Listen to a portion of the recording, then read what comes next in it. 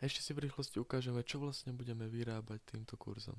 Takže najskôr si vysvetlíme všetky tie základy, všetky tie princípy a potom po maličkých krôčikoch budeme vyrábať hru Space Shooter, ktorú si teraz predstavíme. Takže klikneme play,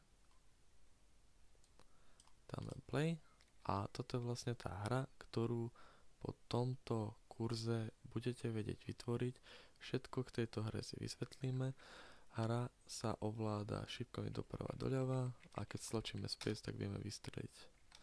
Keď sa trafí, tak náboj zmizne a každý nepriateľ má 2 životy. Vpravo dole máme životy, máme 3 životy, kľudne si tam môžeme dať aj 5 životov, kebyže chceme, ale ja som to naprogramoval na 3 životy. Takže keď všetkých vystriame nepriateľov, tak prejdeme do druhého levelu. Títo nepriateľia už vedia aj strieľať, majú červené strely, nejdu až ku krajom. A vlastne tí predošli nepriateľia, keď narazia na stenu, akože na kraj, tak idú do druhej strany. A musíme sa tuto vyhýbať strelom. Keď ma strela trafí,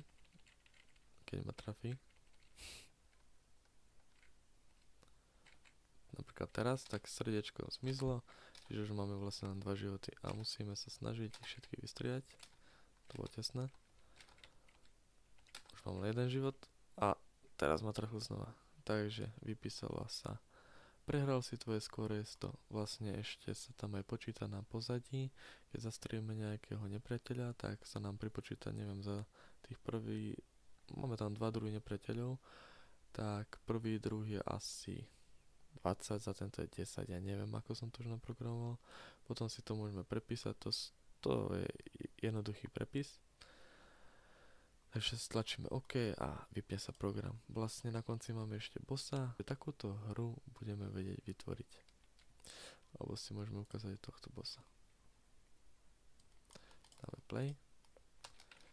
Tak keď sa tam dostanem, tak sa ozvem. Dobre, tak konečne som sa dostal na toho bossa. On po každej chvíli takto zautočí, že klesne dole. Kebyže som pod ním, tak by ma trafil a zobral by mi srdiečko.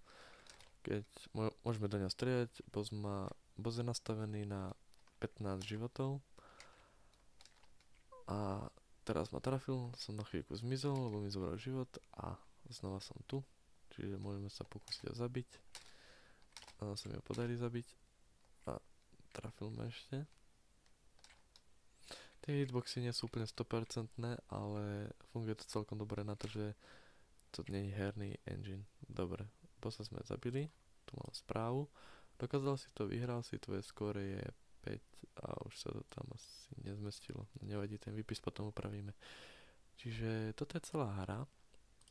Má 3 levely, vlastne 4 aj s bossom. A po absolvovaní tohto kurzu takúto hru budete vedieť vytvoriť aj sami. Všetko, čo budete potrebovať na túto hru, sa v tomto kurze naučíte na Javu. Vysvetlíme si všetky princípy programovania, všetky veci, ktoré budete potrebovať. Stačí len sledovať videá a na konci budete mať takýto produkt. Budete si vedieť vytvoriť vlastnú hru. Vlastne toto je super na tom, že budete vidieť na riadnom príklade, na niečom, čo sa dá aj zahrať, čo ako funguje a ako to využiť. Čiže lepšie sa to naučíte. Ak plánujete sledovať sériu, budem vďačný, ak mi dáte like, odber a vidíme sa pri prvej časti z kurzu Java. Zatiaľ ahoj.